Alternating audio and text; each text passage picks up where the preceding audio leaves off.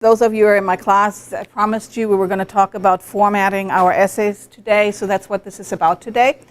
And Mrs. Baker has graciously agreed to drive for us so that I don't have to hide back there in the corner.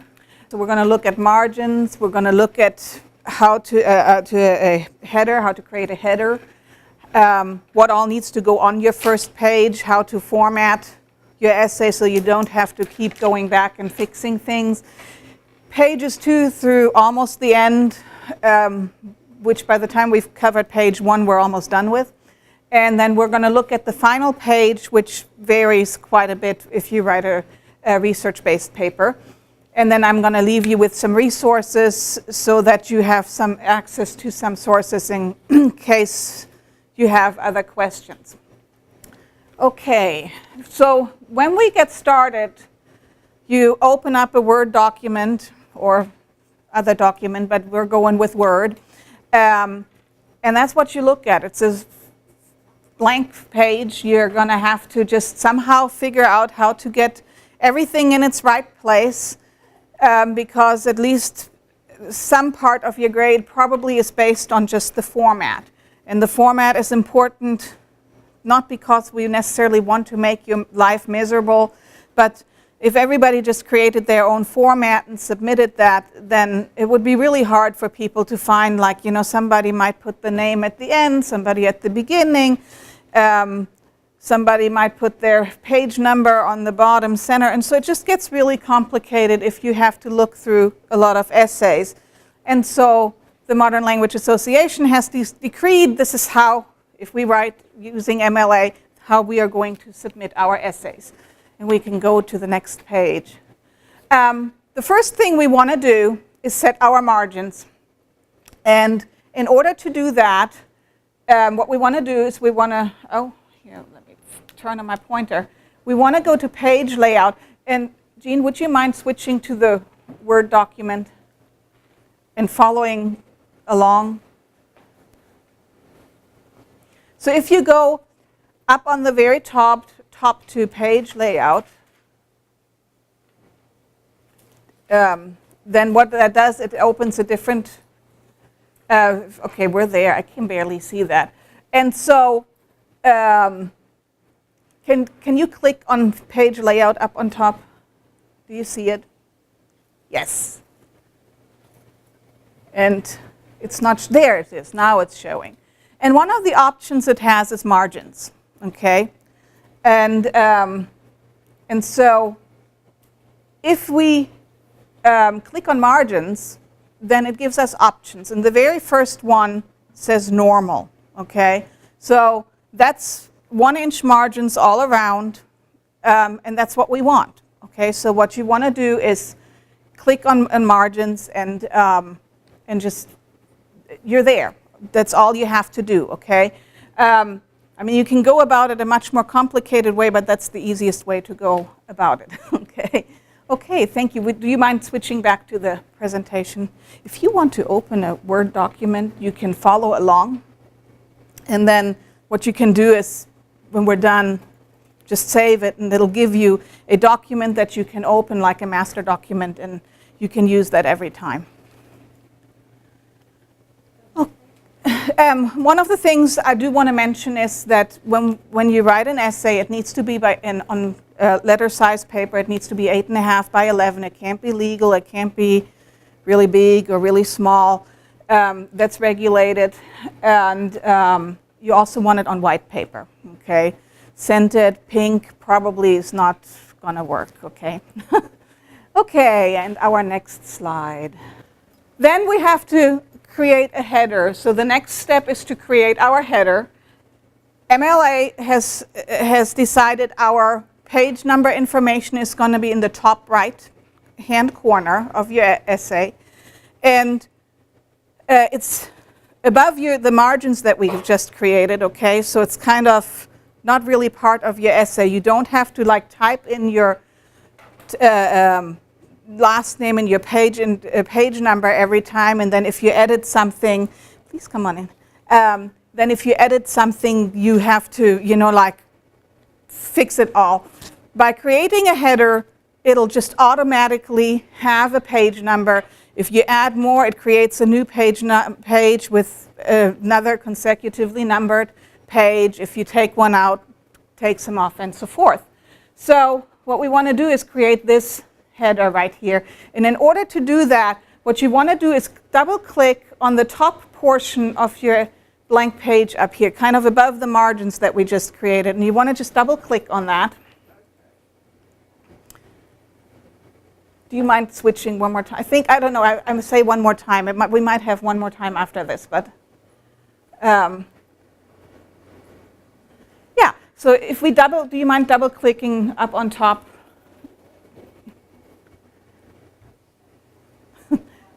In the where the header goes. Yeah, right there. Just double-click on that. So now it gives us access to that. If you click on in the very corners there, it says header. If you click on that, it's going to give you options, okay? And the third option says top right, I think, something to that effect. I'm going to cheat. So you went too far, it looks like. Top. This looks different. Go to page number, yes. And if you click on page number, then go to the third option. It says something like top right or something like that. And all it does is give you a number, okay? You're going to have to type your name in there at that point. So you don't have to click on it. If you want to switch back to the PowerPoint, that's good. So if you click on the number and then type in your name, your last name that is, then you have created your header, okay?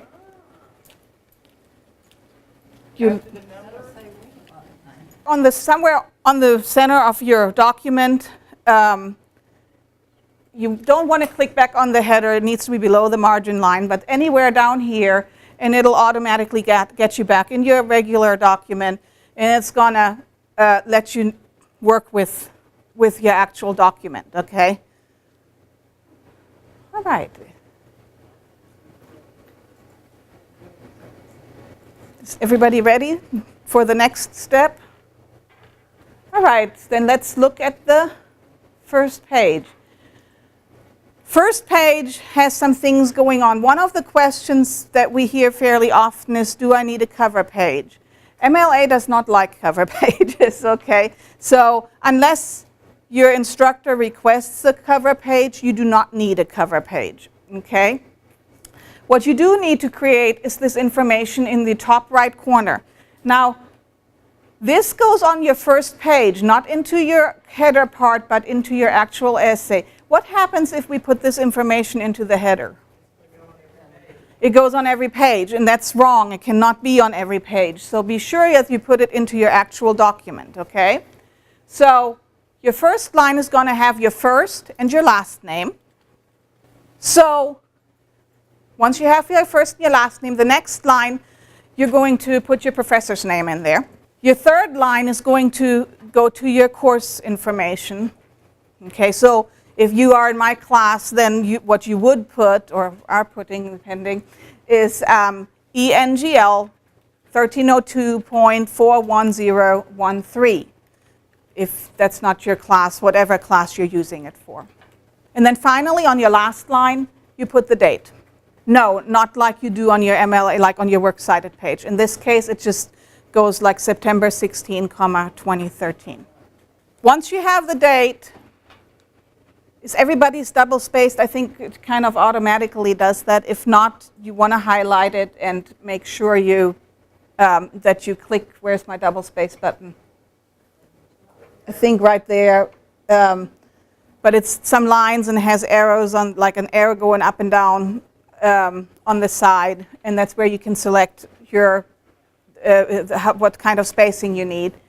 You want to be double spaced. You want to hit your the enter key once. You can't have multiple lines between your personal information and the title. Okay, it needs to be just one line. Like you hit the enter button, you center your title, and then you're gonna put your title there, okay? To center your information, you wanna click on this little guy right here. So if you click here on this one, you get it centers. And once you have your title, you're going to hit enter one more time. And then you're going to need to left adjust, okay? And that's that button right here. You want to click on this icon, and it'll left adjust your text for you, okay? The easiest way to set up your paragraphs is what you want to do is go to View up on top, and I want you to click on Ruler. Ruler is right over here. And so go to View and click on Ruler, and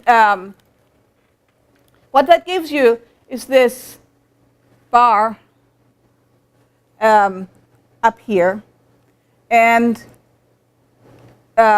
somewhere up here, do you see there's like kind of two little triangles? They're standing on top of each other with a little square or rectangle underneath it. If you the top triangle controls the first line of your paragraph, okay? So if you grab just the top triangle and you move that triangle over to the 0.5 line, you're going to have to click it and hold it. Yes, please, don't mind at all. Then you see you can move that little guy, and so by moving it over, it controls the first line of your paragraph. So every time you start a new paragraph, automatically it's going to indent it however much you tell it to indent it, okay? The other triangle on the bottom controls what you do with the rest of your paragraph. So that we want right there on the 1-inch margin line, because that's where we want the rest of our paragraphs to align. So you want to set those up to where the top one goes to that first little line, and then the bottom one stays where it is. If you grab the little rectangle, by the way, you move both of them together. And so, you know, sometimes if you want like something to indent completely, that's when you would grab that. So the last thing you want to remember is that you want to use an illegible font. Okay, so these curly fonts like the one I'm using here in my title would not be acceptable on an essay. But you want Times New Roman is a good one. Calibri, Arial, something like that is easily read, and those are good fonts. You want to use their regular font size. Don't use something very big. Don't use something extremely small that's hard to read, okay? So usually 12 is probably regular size. And we can move on to our next one. Once you have this set up, you can start writing, and this is not really an essay, okay? This is just a lot of X's on pages. But this is what it would look like, okay? So I've created an essay that has a total of 9 pages. 8 of those are the actual essay. The 9th one is the works cited page. And we'll talk about that in a minute. But if you look at it, the first paragraph is the introduction, right? And then we have the next paragraph starting here, and it goes to about here, and then there's the next paragraph here, and another one. What does this mean, where it's all indented? If you quote directly 4 lines or more, you're going to indent the whole thing 0.5, okay? So that tells us right here, even though it doesn't say anything, but that would indicate to us just looking at it, okay, there's a direct quote, lengthy direct quote from something. And so here's yet another paragraph that goes to about here. Here's one that goes to here. There's another one. Here's one. And then finally we have our conclusion, right? One of the things I want you to think about when you create your essays is, let's say, I mean, you know, I know that we've all been kind of taught 5-paragraph essays. If we want to turn this into a 5-paragraph essay, we have 8 paragraphs. Actually, we have 10, I guess, if we take the conclusion introduction with it. So if we need to lose half of them, that makes the rest of your paragraphs quite long, right? So we have 1, 2, 3, 4, 5, 6 pages in the middle. That would mean that each of these paragraphs would roughly be 2 pages long, because that's what it ends up being, right? Do you find that if you look at let's say you look at an essay, and I always do, I kind of flip at it first, right? What is your impression when the paragraphs are 2 pages long? Most of us probably get a little intimidated, aren't we? I mean, maybe if we write for rocket scientists or neurosurgeons or something, they'll be very comfortable with a lengthy paragraph like that. Most of our audiences are not. And one of the things when you write your essay is that you need to make the information appropriate as how you deliver it to your audience. If your paragraph is just 2 lines long, then I'm asking you, why did you consider this a main idea if you didn't have much to say? But if your paragraph is 2 pages long, I must ask you, do you think this is one main idea, or can we maybe break this up in 2 or even 3 main ideas? Okay, so how can we deliver to where our audience does not feel overwhelmed? Because if the audience feels overwhelmed, they will not read, and then we've not accomplished what we set out to do. So keep that in mind, and don't feel like you have to have just 5 paragraphs. You can have more than 5 paragraphs. And let's move on to the next one. Then we get to the final page, and here it gets busy. Okay, look at these lines. So we have 1, 2, 3, 4, 5, 6, 7, 8, 9, 10, 11, 12, 13 sources. How do I know that? What indicates that there are 13 sources? The titles do the actual opposite of what we've been doing, right? The first line sticks out, and the rest of it gets tucked in. How do you think you can create this?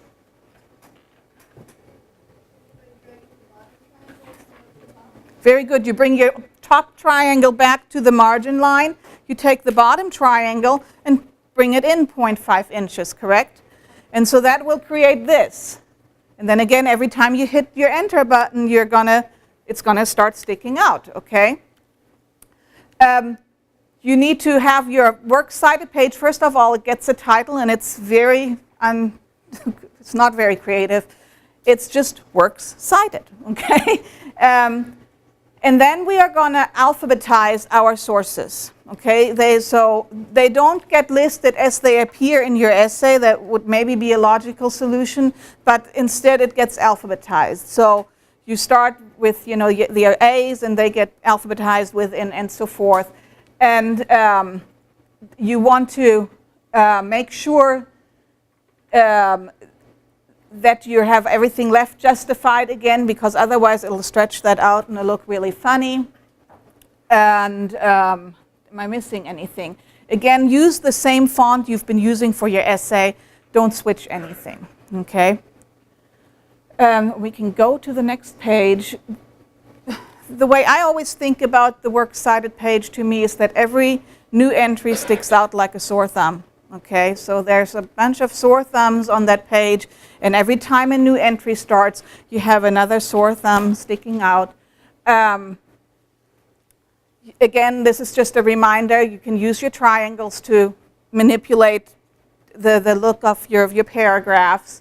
This is, again, a reminder about if you go to View, and if you click on the ruler, you're able to do that. So we covered that. We can go to the next page. Now we've raced through this and covered a lot of stuff here. One great source for any MLA questions is the Purdue Online Writing Lab. And you can find how to format, you can find how to cite within the text on the works cited page, and so forth. We also have the Writing Center here. It's located in the library.